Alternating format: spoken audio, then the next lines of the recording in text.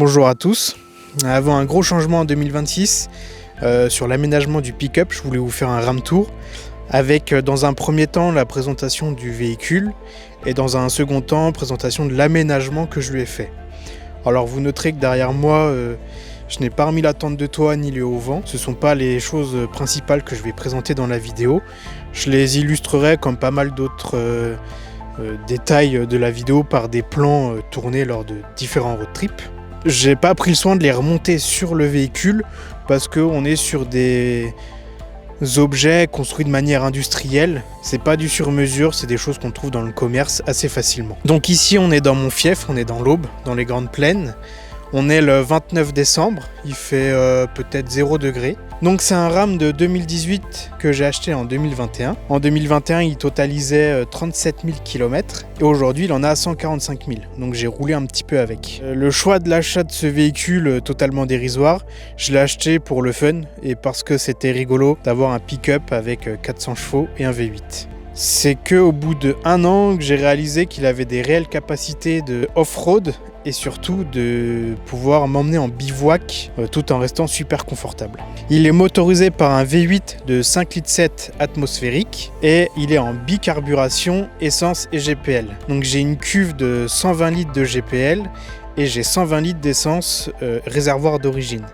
Donc c'est un super avantage parce que ça procure environ 1000 km d'autonomie et c'est pas négligeable quand on part en road trip pour faire des grosses journées de route. Comme vous pouvez le voir derrière moi, vu que le GPL est à la place de la roue de secours, j'ai dû faire un système pour avoir la roue de secours quand même sur le véhicule et pas dans la cabine, donc j'ai fait un arceau qui aura plusieurs utilités, on le verra après. Concernant le V8, c'est pas le plus sobre du marché. Par contre, en termes d'agrément de conduite, c'est vraiment un style inimitable à l'américaine. Donc en termes de consommation, je suis autour des 15-20 litres. Selon ce que m'annonce le tableau de bord, j'ai jamais fait le calcul réel de la conso, je préfère rester dans le déni. La partie GPL est super agréable sur autoroute. En France, c'est un peu compliqué de trouver des stations ouvert 24/24 et surtout elles sont pas très répandues hors autoroute. Dans les pays de l'Est par contre ça a été un peu plus facile de faire le plein, voire même ultra facile contrairement en France. Derrière donc il y a une boîte automatique 8 rapports ZF à convertisseur de couple d'une souplesse incroyable.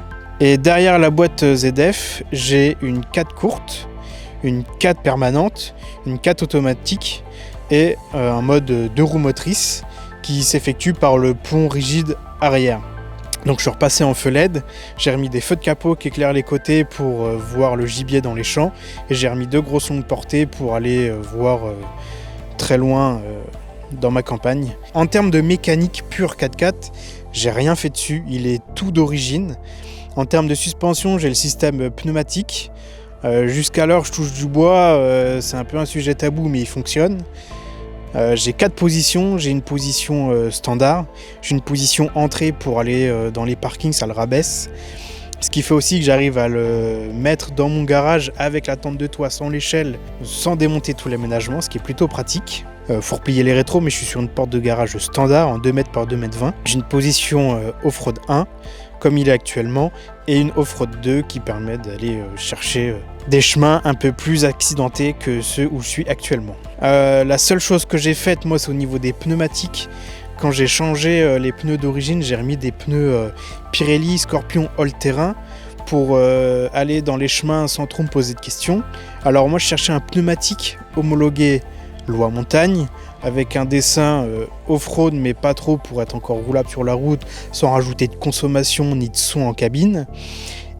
Et je voulais un peu de floor renforcé, toujours pour aller taquiner les chemins, sans me poser de questions sur la fragilité du flanc. Je lui ai remis des bavettes à l'arrière pour protéger les passages de roues et les ailes à l'arrière, parce que sinon tout allait se foutre derrière et c'était impossible à nettoyer. Donc ça fait 3 ans que j'ai le système et depuis c'est vraiment clean derrière. Dans la benne, je possède les Rambox. Alors c'est un super avantage comme c'est un super inconvénient. C'est-à-dire qu'avant l'achat, si vous souhaitez aménager un ram, c'est un élément qui est à prendre en considération parce qu'aujourd'hui, si je veux mettre une cellule, je peux pas faire ce que je veux dans la benne et même pour mettre l'arceau, j'ai pas pu faire ce que je voulais. Donc l'avantage principal des Rambox, c'est que ce sont des rangements à hauteur d'homme étanches qui se ferment avec les clés de la voiture Et surtout, c'est super grand, ça doit faire 1,30 m de long. Donc on peut ranger quand même pas mal de choses. Moi, dans la Rambox côté passager, je vais ranger des outils, des bâtons de randonnée, la douche, le sac pour les chaussures de la tente de toit. Et côté conducteur, j'ai une caisse à outils, j'ai 5 litres d'eau et après j'ai des affaires plus courantes du bivouac. C'est franchement hyper accessible. C'est ça qui est vraiment cool avec la Rambox, il y a de l'éclairage intérieur. Par contre, le jour où j'ai voulu l'aménager, je me suis réellement posé la question de ce que j'allais faire. Dans un premier temps, quand je suis parti en bivouac, avant d'investir dans ce premier système d'aménagement, donc j'avais un matelas gonflable dans la cabine. Derrière, j'avais ma roue de secours, le séparateur de benne, une grosse caisse étanche avec le nécessaire de bivouac, un peu d'eau. Et voilà, je suis parti faire mes premiers bivouacs comme ça. C'était largement suffisant. Aujourd'hui, avec le système que j'ai un peu plus de confort, on va y revenir.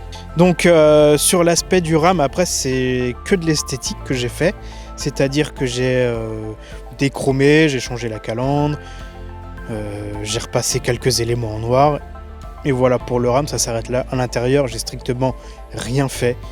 D'origine, il est équipé d'un plancher plat, ce qui fait que quand je veux dormir derrière, c'est hyper pratique. J'ai juste à déplier le plancher, mettre un matelas gonflable, une couette, un oreiller. Moi, je suis pas très grand, je fais 1,65 m.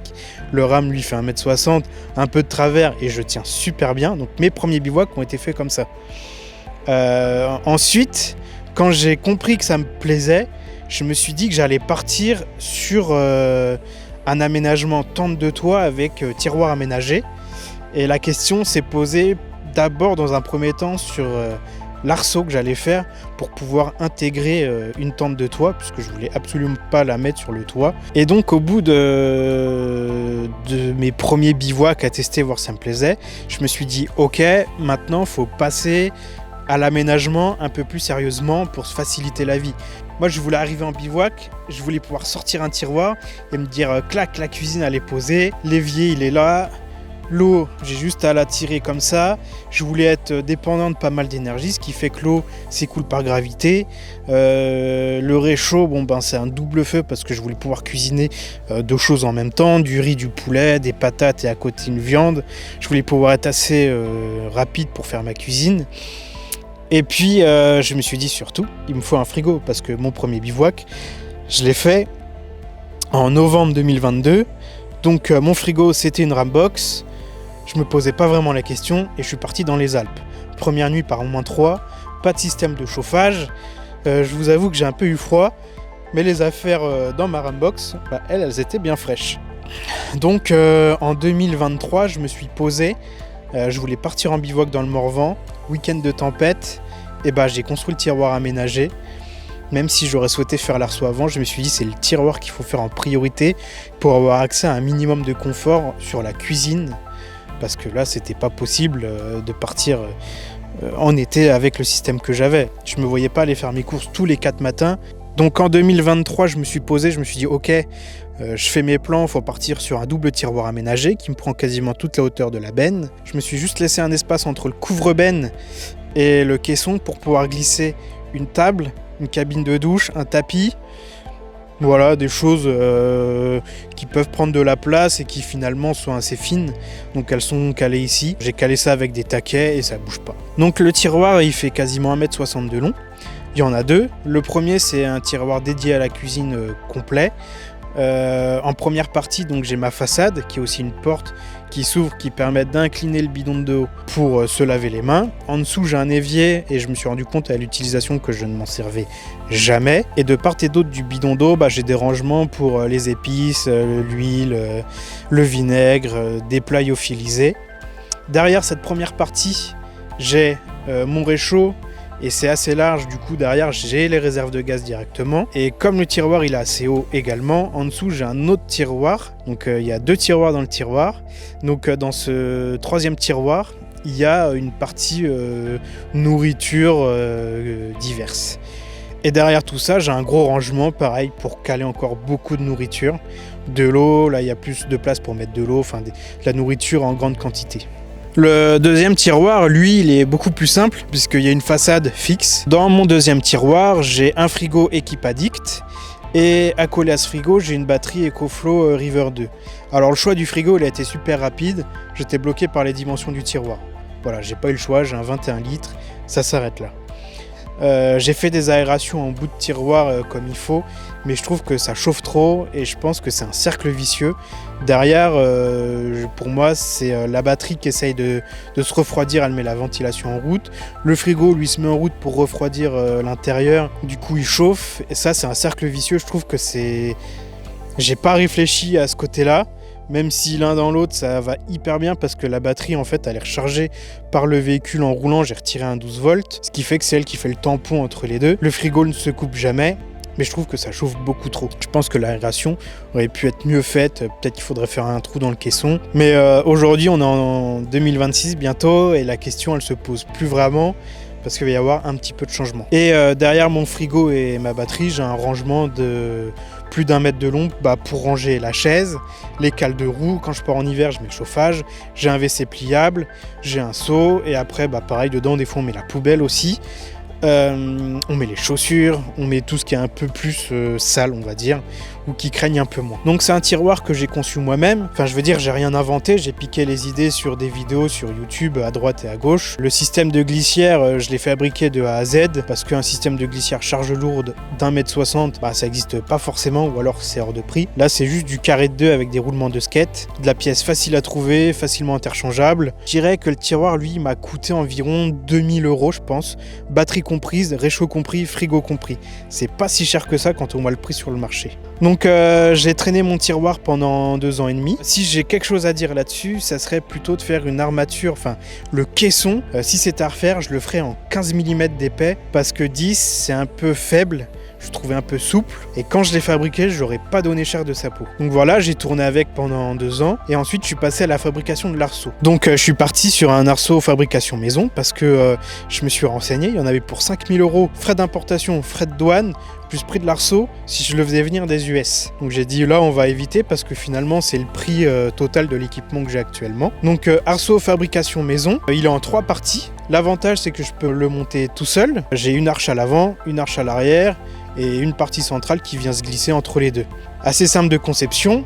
Par contre, fallait qu'il intègre un support pour la roue de secours, puisque jusqu'ici, la roue de secours, soit je la prenais pas à mes risques et périls, même si j'ai un kit mèche, soit je la mettais en cabine, auquel cas, faut que dehors il fasse beau pour dormir et la remettre le lendemain matin dans la cabine sans tout dégueulasser, sachant que ça devient le soir ma chambre. Donc maintenant, la roue de secours, elle est intégrée à l'arceau, et ça, c'est un vrai plus de pouvoir partir en ayant tous mes éléments de secours avec moi, puisque j'ai aussi un extincteur dans le ram.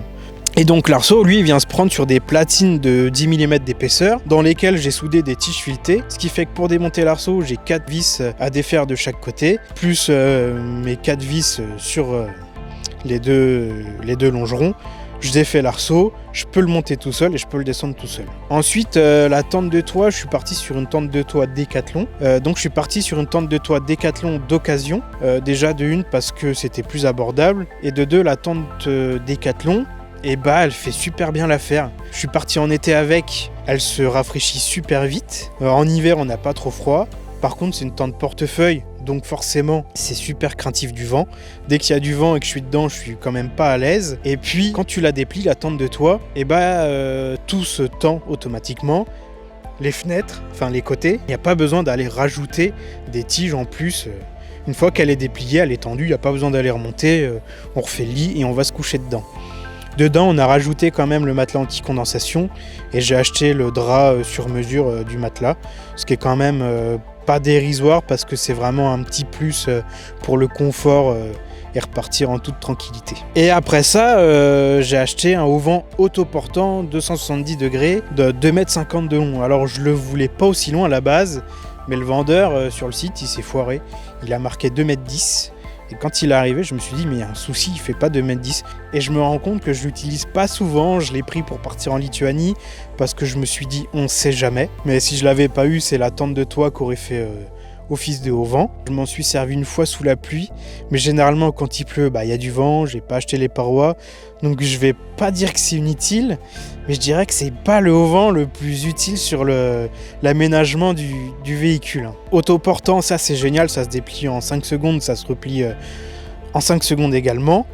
Ça rajoute aussi du cachet quand je fais des photos ou des vidéos, mais je dirais que c'est pas franchement la priorité quand j'ai construit l'aménagement. Je l'ai acheté parce que derrière j'avais encore un peu de budget pour me mettre un auvent. Donc la tente de toit, je l'ai acheté pour qu'on puisse partir à deux en bivouac, parce qu'actuellement dormir dans la cabine à deux, c'est impossible. Quand je pars tout seul et que j'ai la tente de toit, je me mets toujours derrière mon matelas pneumatique au cas où, selon les conditions climatiques, c'est-à-dire qu'en cas de vent, en cas d'orage, en cas de forte pluie, ou alors en cas d'arrivée tardive sur un bivouac et que j'ai pas envie d'aller dans la tente de toit parce qu'il fait frais, je me débrouille pour aller dormir en cabine.